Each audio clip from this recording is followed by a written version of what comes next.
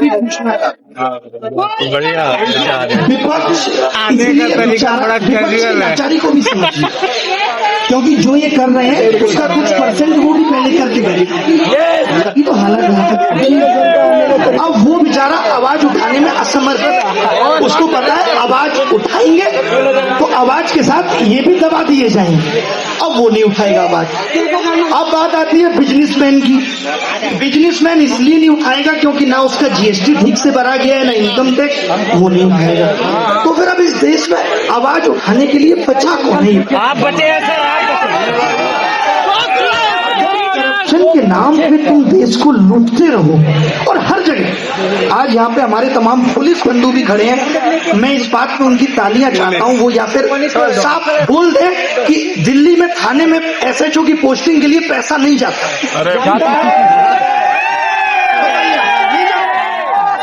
और इस हिसाब से थाना तय होता है कि कहाँ पे ज्यादा किराए में। जो आदमी ये कह के पैसा देकर जाता है कि उस थाने में ज्यादा किराए में, वो थाने का क्राइम रोकेगा? बताओ। बिल्कुल नहीं। आप डिजिटल इंडिया की बात करते हो और आज आप ड्राइविंग लाइसेंस भी बनाने जाओ तो दलाली दलाली। आप करेक्टर सर्टिफिकेट बनवा के जाओ तो वो आदमी जिसका खुद का करेक्टर खराब है वो आपका करेक्टर सर्टिफिकेट बना ले। आप बात कर रहे हैं डिजिटल इंडिया का दौर है सर। डिजिटल इंडिया क्या खाली यूपीआई से पेमेंट कर दिया 10 रुपए का, ये डिजिटल इंडिया? आपके सिस्टम जब बच्चा पेपर देने जाता है वो बाहर लीक हो जाता है, हैक हो जाता है, आपका सिस्टम इतना स्ट्रांग नहीं है, ये डिजिटल इंडिया थी। आप आपस में इनमें कंपटीशन चल रहा है। शिक्षा मंत्री से रेल मंत्री कह रहे हम कितना कमाएंगे पेपर लीक से, आप कितना कमाएंगे?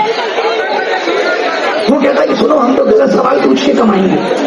रेल मंत्री कहता है एसएससी चेयरमैन कहता है, तो फिर एनटीए के शिक्षा मंत्री कहते हैं भाई साहब हम क्यों पीछे हैं, आप 100 रुपए लेते हैं गलत सवाल से, हम 200 लेते हैं। एनटीए के नोटिफिकेशन में ये डाला गया है सर, नोटिफिकेशन में कि हम कोई भी गलत सवाल आएगा तो 200 रुपए। आपको पहले कैसे पता चल जाता है कि आप गलत सवाल पूछेंगे? कैसे आपको पता चला? कौन वो अपना यूपीएससी जैसा इतना बड़ा एग्जाम, कितना बड़ा एग्जाम, और उस एग्जाम के अंदर आप एक सीसेट का सेक्शन जिसके लिए आंदोलन हुआ कि सीसेट नहीं होना चाहिए, इन्होंने कमेटी बनाई, कमेटी ने कहा ठीक है नहीं होना चाहिए, फिर इन्होंने कहा क्वालिफाई कर दिया। उसमें ये इतने उलूल जुलूल सवाल पूछ रहे हैं कि ठीक लोग पहुंचेंगे, सेलेक्ट कैसे होंगे? हिंदी मीडियम तो पहुंचेगा, क्वेश्चन चेंज करने में समय कम। बताइए ये सब दुखद नहीं। और कौन कौन सी गलतियां थी? तो पहले तो मैं 2-3 चीजें क्लियर करूंगा कि मैं आया हूं तो मुझे इससे भी कोई आपत्ति नहीं है कि ये बीटी में या सीटी में या डीटी में, मुझे मतलब है छात्रों के मुद्दे से। इसको कौन फंड दे रहा है मुझे इससे कोई मतलब नहीं। क्यों मतलब ये लॉजिक नहीं समझ। सरकारी स्कूल इसलिए बंद हो जाएंगे क्योंकि बच्चे पढ़ने नहीं।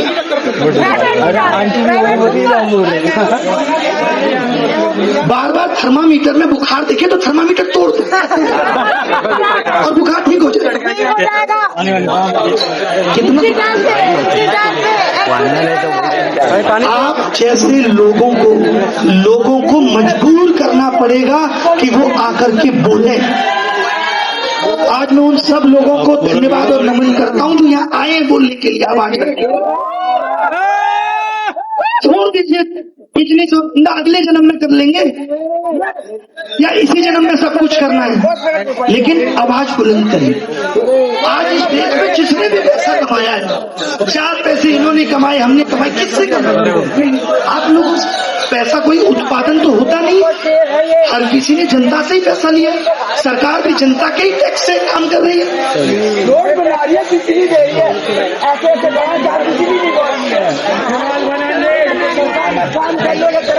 और ये आपने थोड़े दिन पहले एक ऐड देखा होगा, बहुत चला, जल जीवन मिशन। हर छोटे से छोटे गांव तक जल पहुंच गया। और इंदौर जैसे शहर में मैं देखता हूँ कि लोग जमीन पे रेंग रहे हैं पानी के लिए। आपने देखा होगा वीडियो की छोटी छोटी लड़कियां कुएं में उतर के कैसे पानी भर रही हैं। हाँ, कि आपका जल जीवन मिशन एमपी में आप कह रहे हैं आप कहते हो हमने शौचालय बनवाए। नीति आयोग की रिपोर्ट कहती है कि स्कूलों में महिलाओं के लिए शौचालय नहीं।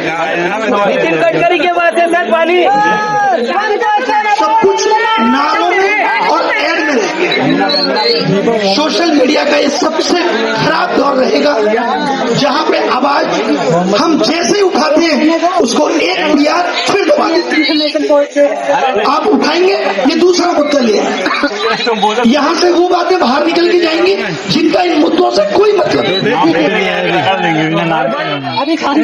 सर यूपी एग्जाम के बारे में, sir UP exam, sir UPSI UP लेखपाल के बारे में। यूपीएसआई अब पता है आंदोलन भी सरकार कैसे लेगी। सरकार कह रही है आंदोलन करना है, परमिशन कितना रील बनाएंगे 20-25 बना लीजिएगा, उसका छोड़ दीजिएगा, सुबह 10 से 4 की परमिशन। भाई आंदोलन का एक ऑब्जेक्ट होगा और जब तक वो ऑब्जेक्ट पूरा नहीं होगा तब तक लोग बैठेंगे। यही तो आंदोलन है। आंदोलन का मतलब क्या हम लोग मजाक के लिए आंदोलन कर रहे हैं क्या किसी मांग के लिए आंदोलन कर रहे हैं? मांग पूरी नहीं होगी। अरे माता ही पूरा नहीं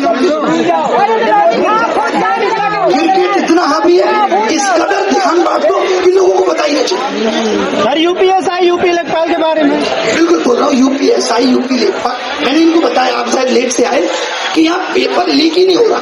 इसके बाद भी बहुत रास्ते हैं। एग्जाम का रिजल्ट आएगा वो लटका रहेगा साला। आज भी लोग कुछ आपके जैसे लोगों ने मुझे बहुत कुछ लिख के दिया। आप मेरा फर्ज है सबका पढ़ना। ये भाई साहब कह रहे हैं मीडिया के बारे में कुछ बोलिए, तो मैं बता दूं मीडिया में खबरें छप नहीं रही, छपवाई जा रही और वही दिखेगा जिसका पैसा इतना समझ। पीआर का दौर है। खुद हमारे देश के प्रधानमंत्री इवेंट मैनेज कर, सोचिए ये खबर इतने टॉप लेवल पे चली कि नीट का पेपर बच्चों का लेट ना हो, इसलिए प्रधानमंत्री जी 45 मिनट एयरपोर्ट पे रुके। अरे आपको तो देश की जनता की सेवा के लिए चुना। खबर यह आती, उस 45 मिनट में मोदी जी ने 10 ट्वीट किए और ये कहा है कि कॉकरोच जनता पार्टी में जितने भी मुद्दे आए मैं उनका मूल्यांकन कर रहा हूँ और बहुत जल्दी आपको इसमें रिजल्ट। ये अच्छा लगता। उस दिन उस बिग बॉस में भी आया था, ट्वीट में क्या आता है, हैप्पी बर्थडे। ये दूसरा लिखेगा, तुरंत आपस में बात हो जाती है, मैं तेरे लिए हैप्पी बर्थडे का ट्वीट कर रहा हूँ, ठीक है मैं थैंक यू लिखता हूँ। ग्रुप में एक मैसेज आ जाता है, प्रधानमंत्री जी के नेतृत्व में देश बहुत आगे जा रहा है, सब ट्वीट करो, सबका एक प्रधानमंत्री जी का कार्यकाल बहुत बड़ा हो गया, नेहरू का रिकॉर्ड तोड़ दिया है, जल्दी से सब लोग पूजा करो। और शाम का सूर्य पूजा करने लगे। अबे पूजा तो पहले करनी थी, अब रिकॉर्ड बनाना था तब। अब तो रिकॉर्ड टूट गया, रिकॉर्ड के बाद कौन पूजा करता है? पूरा किया कैंसर के फायदे।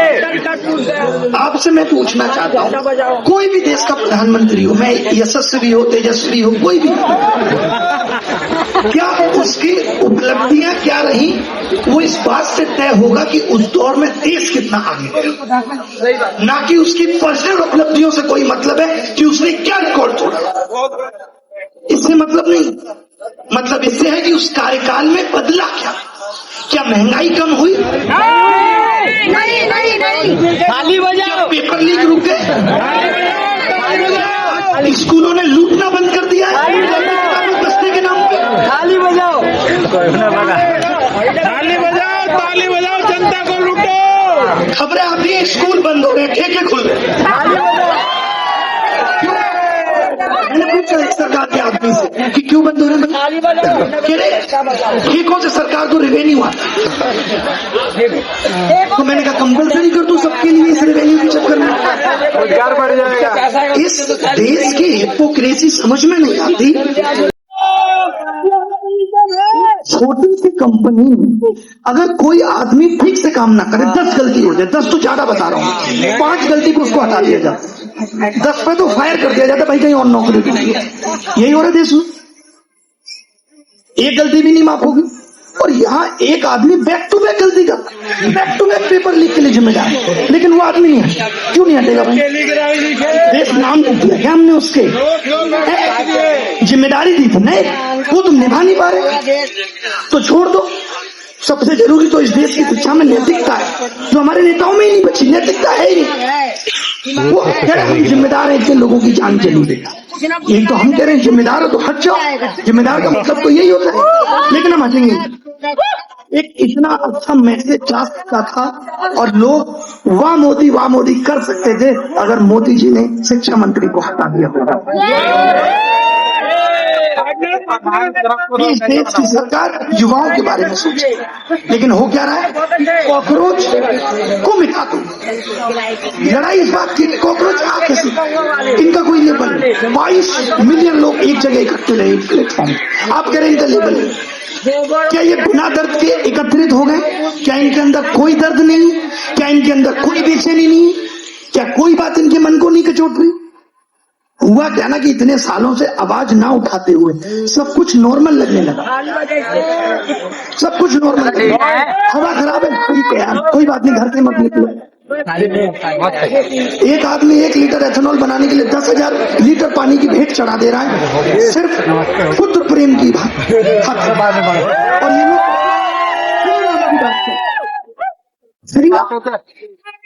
श्री राम जब दशरथ को पुत्र मोह था, उस वक्त भी श्री राम वन छोड़ के चले गए थे, क्योंकि धर्म ऊपर था।